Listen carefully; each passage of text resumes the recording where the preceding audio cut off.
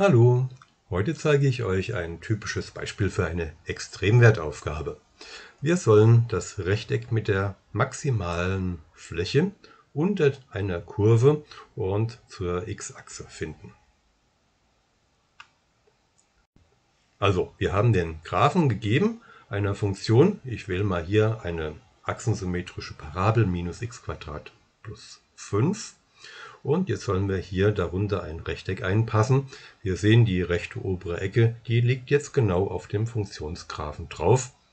Und wie breit und wie hoch muss man das Rechteck wählen, damit die Fläche möglichst groß wird. Wir sehen nämlich, wir können das Rechteck entweder breit und niedrig wählen, dann ist aber der Flächeninhalt ziemlich klein.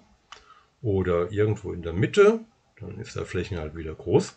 Oder ganz schmal und dafür hoch, dann ist der Flächeninhalt wieder klein. Also irgendwo dazwischen haben wir einen optimalen Wert.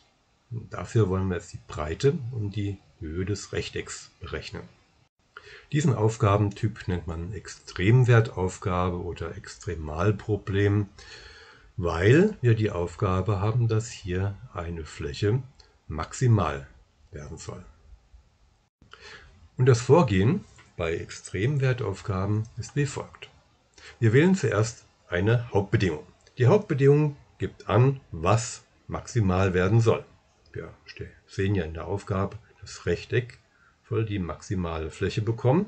Wenn wir den Flächeninhalt a nennen, dann können wir die Fläche des Rechtecks berechnen durch Breite mal Höhe. Das soll maximal werden. Um Breite und Höhe auszudrücken, markieren wir uns einen Punkt. Das Rechteck muss ja mit seiner rechten oberen Ecke auf dem Graphen drauf liegen. Wir geben diesem Punkt die Koordinaten x, Stab y und damit können wir die Breite des Rechtecks ausdrücken durch 2 mal x.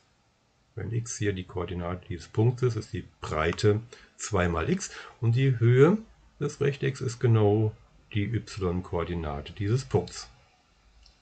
Also lautet unsere Hauptbedingung, a ist gleich 2x mal y soll maximal werden. Nun haben wir hier eine Gleichung mit zwei Unbekannten. Wir wissen, in solchen Fällen braucht man immer noch eine weitere Information, um beide Unbekannte zu bestimmen. Das ergibt sich aus der Nebenbedingung. Es gibt nämlich eine Beziehung zwischen x und y, die folgt daraus, dass diese rechte obere Ecke ja auf dem Graphen drauf liegen muss. Und wir wissen, alle Punkte, die auf diesem Graphen hier drauf liegen, die erfüllen genau diese Bedingung, die hier steht, nämlich dass der y-Wert gleich minus x² plus 5 ist. Wenn wir also einen x-Wert festlegen, dann folgt daraus sofort der y-Wert aus dieser Bedingung. Wir können also schreiben, y ist gleich minus x² plus 5. Und nun können wir das y aus der Nebenbedingung in die Hauptbedingung einsetzen. Dann sieht es so aus. Das ist das. Die Breite, das ist die Höhe. Nun multiplizieren wir noch die Klammern aus, dann bekommen wir minus 2x hoch 3 plus 10x.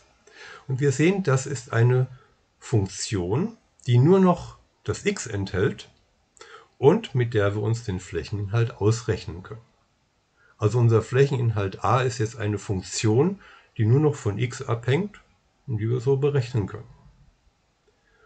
Und wir wissen ja, wie man nun den Maximalwert einer Funktion berechnet. Wir müssen ja nur die erste Ableitung gleich 0 setzen. Dann wird dieser Flächeninhalt maximal.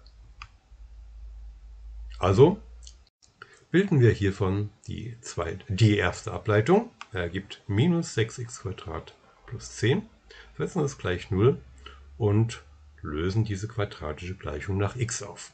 Es ergeben sich zwei Lösungen, plus und minus 1,29. Da wir den Punkt x für y hier auf der rechten Seite gewählt haben, wissen wir, dass x kann nur positiv sein. Das heißt, die negative Lösung müssen wir nicht beachten.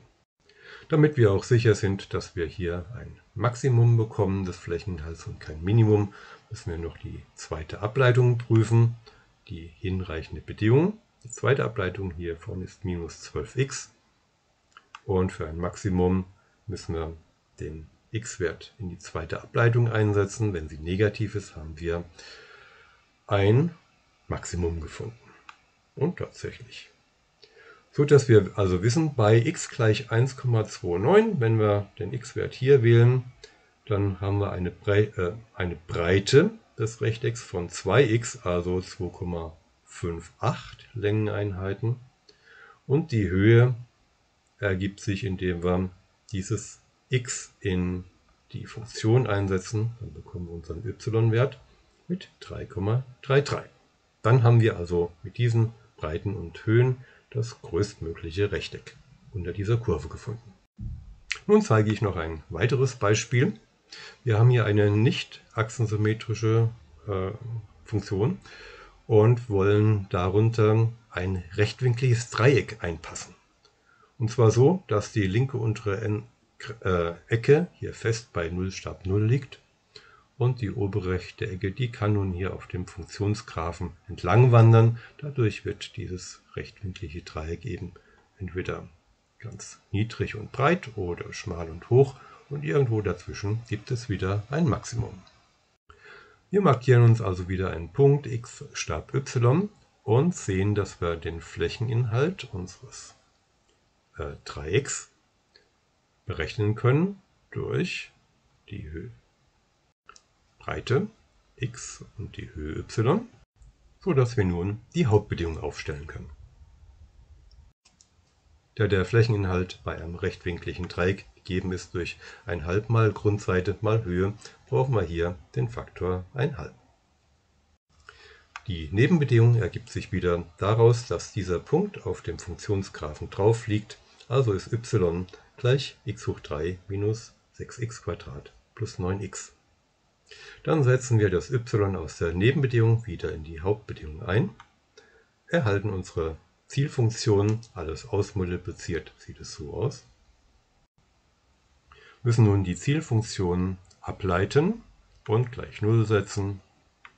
Die erste Ableitung lautet 2x hoch 3 minus 9x hoch 2 plus 9x, das soll 0 sein. Daraus folgt x2 gleich 1,5. Wir prüfen noch die hinreichende Bedingung, ob die zweite Ableitung bei 1,5 wirklich negativ ist. Ja, das ist erfüllt, also haben wir die maximale Fläche bei x gleich 1,5. Und daraus ergibt sich die optimale Breite von 1,5 und die Höhe erhalten wir, indem wir 1,5 wieder in die Funktion einsetzen zu 3,375. Ja, das ist das Vorgehen bei Extremwertaufgaben.